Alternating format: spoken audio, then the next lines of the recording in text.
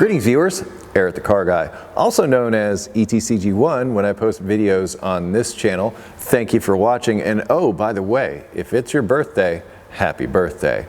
Now in the last video I did a little experiment with my older DSLR camera, and well, we found some limitations with that, so I have since upgraded to the new DSLR camera, which is what I'm using now, and I hope you like it so much better, because I do. I've been playing with it for the past couple of days, finding out its capabilities, and I kind of want to start using this a little bit more. I like the idea of lens choices, stuff like that. I hope the audio is okay. I've tried to address that, as well as those lines that were moving through the screen, which basically was a conflict between the frame rate that the video camera was shooting at and the frequency of my fluorescent lights above. That's not the topic of this video. The topic of this video goes back to a few weeks ago when I did a video about tire dating. So in other words, how old are your tires? The reason that came up is because I went to the racetrack with the Fairmont project here, and I had, well, some trouble getting traction.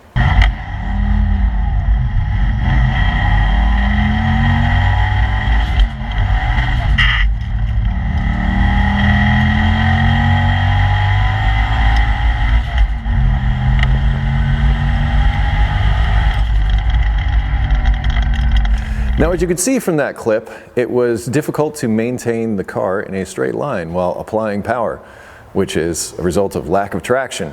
And the purpose of this video is to talk about how I feel that traction is even more important than the power that your vehicle makes. So your vehicle can make all kinds of power, such as my Fairmont here, but if you can't put that power to the pavement, it's kind of useless. Now, a couple of things I want to start out with.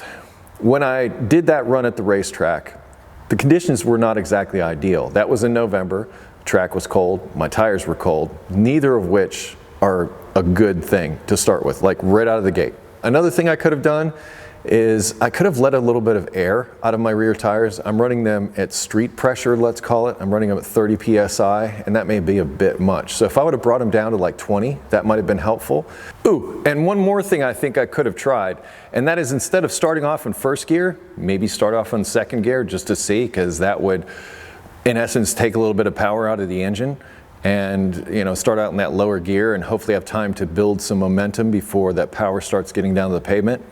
Perhaps that could have also helped. So I might try that next time I go to a test and tune. So what I'd like to do is talk a little bit about traction and the setup that I have here on the Fairmont, the things I plan to do differently next time I go to the track, and talk about traction in general and how it relates to power. This guy right here is where the magic happens. That's my torque arm.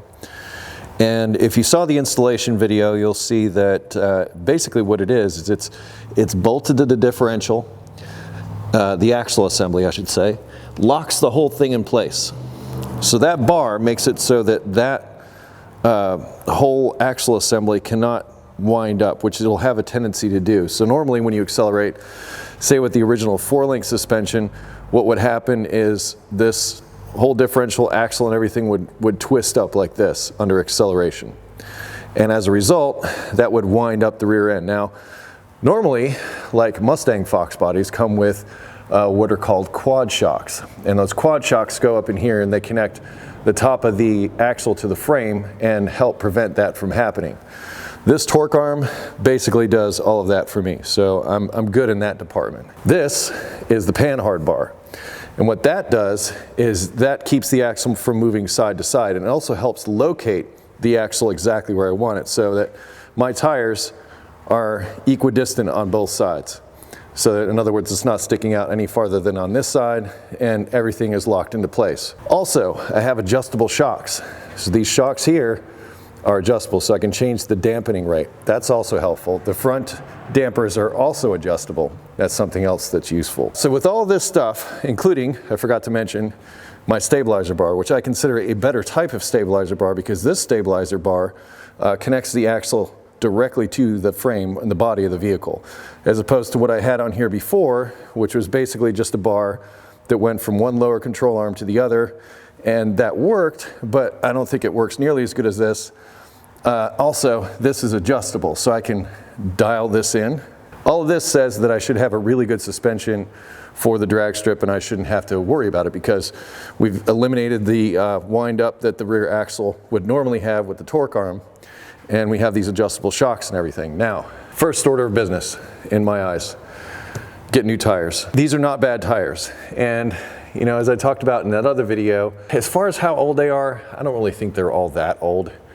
So I don't think that they are too old, and that is the problem. As I said, the track temperature was cold, and that wasn't helping, so I'm sure that contributed. But I know I can benefit from more tire, and a tire that is specifically dedicated to drag strips. So they're called drag radials.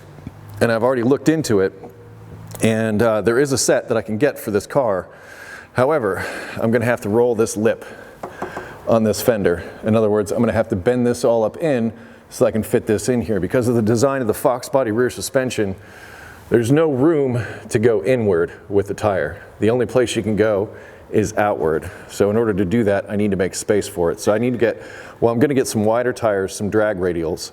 Also, instead of 17-inch wheels, they'll be 15-inch wheels. Now, I was gonna get these before I did this video so I could show you and do the comparison, but going back to the age of the tires, I wanted those tires to be as new as possible when I went to use them. So I'm gonna wait till spring, and it kind of sucked because there was a place running a special on those that I was considering just buying a set, because not only did they have the wider drag radials for the back with 15-inch wheels, which allows for a bigger sidewall, they also had a set of what are called cookie cutter wheels for the front, which are really thin, skinny, narrow wheels that are very light that you put on the front. Now, the reason why you'd want to do that, as you accelerate at the drag strip, you want the front end to come up so that the weight transfers to the rear tires and increases the contact patch here, which in essence gives you more traction. They actually go through a lot of trouble in a lot of drag racing cars and a lot of expense in their front dampers so that they come up quick and then they come down slowly. And they do this to keep that weight transfer on those rear wheels, as I said, to maintain traction. So there's a lot of science that goes into the traction of a drag racing car or a car that you want to accelerate quickly. So some drag radials and pizza cutters or skinnies for the front are going to be my next order of business.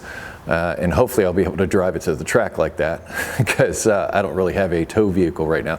Although I could set this thing up to where I could just put the wheels on the inside, take them off at the track, and then put on my new set of drag wheels when I get to the track, and hopefully nobody takes my good wheels while I'm there. Actually, the people are pretty cool over at Edgewater, which is where I go.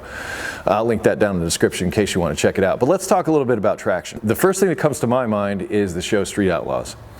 They do street racing, which is drag racing on the street.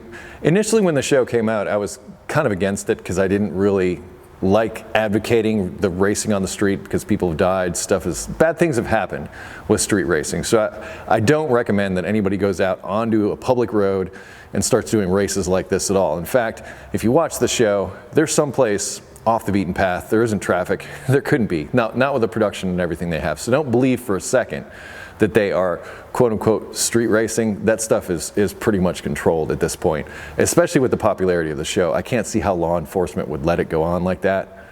That's not the point of this video. The point of this video is to talk about one of the things that they often say as they're racing, whether they're racing on their street or another street. They're like, you race the road.